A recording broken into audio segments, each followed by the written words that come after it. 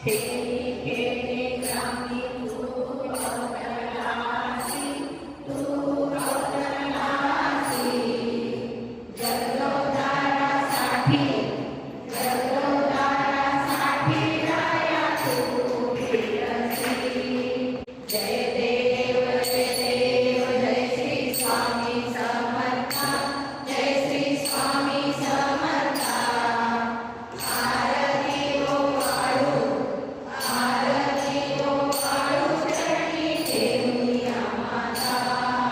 देवा तू स्वामी राया, तू स्वामी राया. निर्जन निरन ज्ञानी, निर्जन निरन ज्ञानी भावे तव पाया. ओ वाळू आरती अण्णा सद्गुरुनाथा, स्वामी दीनाच्या नाथा. निवार वंदन करुणी चरणी ठेवितो माता. स्वामी ध्यास स्वामी आस मती सांगता, अण्णा मती सांगता. नगरे वाडी वस्ती फिरुनी स्वामी गान गाता. ओ वाळू आरती अण्णा सद्गुरुनाथा, स्वामी दीनाच्या नाथा. निवार वंदन करुणी चरणी ठेवितो माता.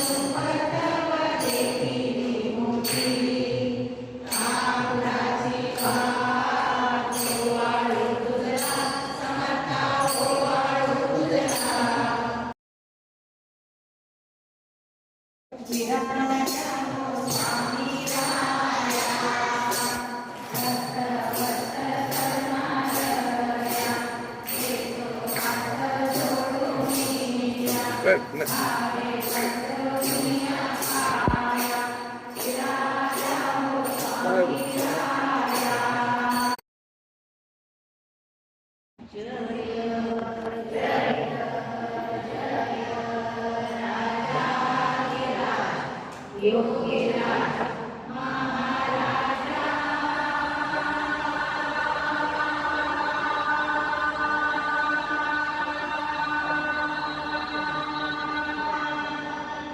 हलत शरीरं वरावधूता, श्री दत्त स्वामी राया समर्था. ओम श्री सद्गुरु अक्कलकोट निवासी राजाधिराज योगीराज श्री स्वामी समर्थ महाराज की जय. अनंत कोटि ब्रह्मांड नायक भक्तवत्सल भक्ताभिमानी श्रीपाद श्रीवल्लभ विजय दत्त श्री गुरुदेव दत्त समर्थ अवधूत चिंतन श्री गुरुदेव दत्त समर्थ. ओम श्री गायत्री माता की जय. ओम श्री गुरु महाराज की जय. ओम श्री स्वामी समर्थ महाराज की जय. ओम श्री राधा महाराज की जय. ओम श्री राधा महाराज की जय.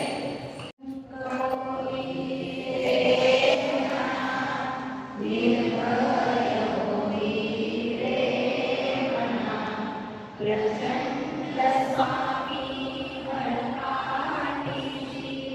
नित्याने मना अतर्वयाभूतने स्वानुगामी. अशक्य विशक्य करतील स्वामी, अशक्य विशक्य करतील स्वामी. इच्छित सकल कार्य सिद्ध करता.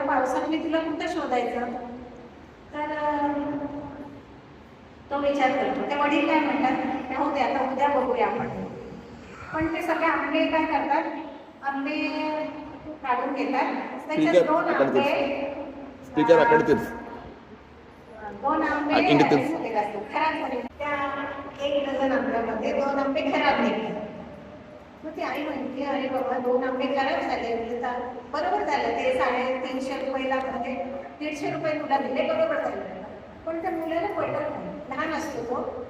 ते वडील म्हणतात, वडिलांना तो म्हणतो की बाबा आता काय करायचं. तर ते म्हणतात, नाही बरोबर झालं सर, आता हे 2 आंबे खराब निघाले त्यामुळे ते बरोबर झालं. पण त्या मुलाला रात्री झोप लागली नाही. तो म्हणतो त्या आजीचं नुकसान झालं माझ्यामुळे. मग आता काय करायचं. तो रात्री झोपतो, सकाळी उठतो. सकाळी उठून पहिलं त्याच्या डोक्यात तेच येते, विचार येते की आता काय करू मी. मग घराघरा जातो, ते पैसे घेतो, आई वडिलांना सांगतो, आई ते आजी फार गरीब होती, त्यांचं नुकसान नाही. त्या आईला वाटतं असू देत, ठीक आहे घे म्हणून. तर ते 50 रुपयाची नोट घेतो आणि जातो सगळीकडे शोधतो, कुठं दिसत नाही ती आजी. ती पुन्हा त्या एका झाडाखाली बसलेली असते. मग दुरून बघतो आणि त्याला खूप आनंद होतो. पळत पळत जातो त्या आजीकडे आणि म्हणतो, आजी आजी. तर तिला अरे आज पण तू आलास का. हो आजी आज आलो. हो खरं मी आंबे घेणार नाही. काल तुम्ही मला जास्ती पैसे दिले ना. मी 400 रुपये म्हटले होते, मी 500 रुपये दिले तुम्हाला, तुम्ही मला 150 रुपये दिले. हो अरे बाळा असं झालं ना. तर तो 50 रुपयाची नोट त्या आजीला देतो. आजीला देतो आणि तिला इतका आनंद होतो. ती म्हणते, खरंच प्रामाणिक आहेस मला. आजच्या पिढीला ही गरज आहे. लहानपणापासून घरात जर संस्कार झाले प्रामाणिकपणाचे, तर मुलं पुढे प्रामाणिकपणेच वागतात. तर तसं झालं. तो म्हणतो की हो आजी मला काल असं झालं, मला काही सुचलं नाही, मी गडबडीत गेलो आणि रात्री मला झोप लागली नाही. सकाळी मी लवकर तुम्हाला शोधत आलो. तर त्या आजीला इतकं वाईट वाटतं, तिच्या डोळ्यात पाणी येतं. मग ती म्हणते की नाही बाबा खरंच खूप प्रामाणिक आहेस बाळा, असंच राहत जा, असंच प्रामाणिक राहत जा.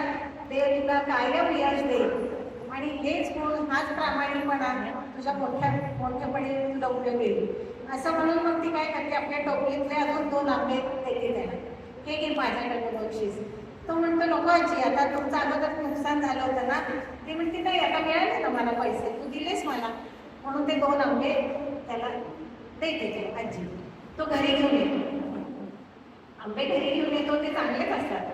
तेव्हा ते आई वडिलांना वाईट वाटतं, आपण काल त्या मुलाला असं सांगायला नको होतं राहू दे म्हणून, नुकसान झालं. पण ते प्रामाणिकपणाचं फळ त्याला मिळालं. म्हणजे जेव्हा तुम्ही प्रामाणिक वागता, थोडा जरी त्रास झाला तरी त्याचं फळ निमित्त तुम्हाला चांगलंच मिळतं. त्यामुळे प्रामाणिकपणाने त्याचं फळ तुम्हाला स्वामी चांगलंच देणार. श्री स्वामी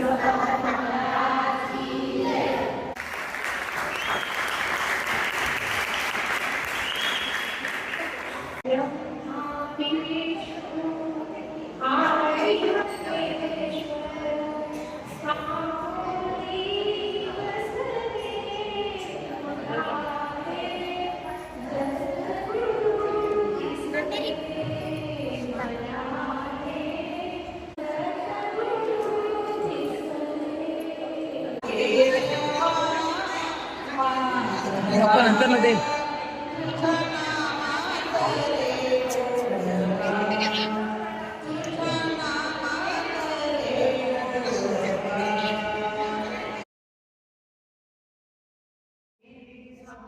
समर्थ जय जय स्वामी समर्थ. सद्गुरु स्वामी समर्थ जय जय स्वामी समर्थ. वटवृक्षाच्या छायेतच मग ऐसा मोक्ष मिळावा.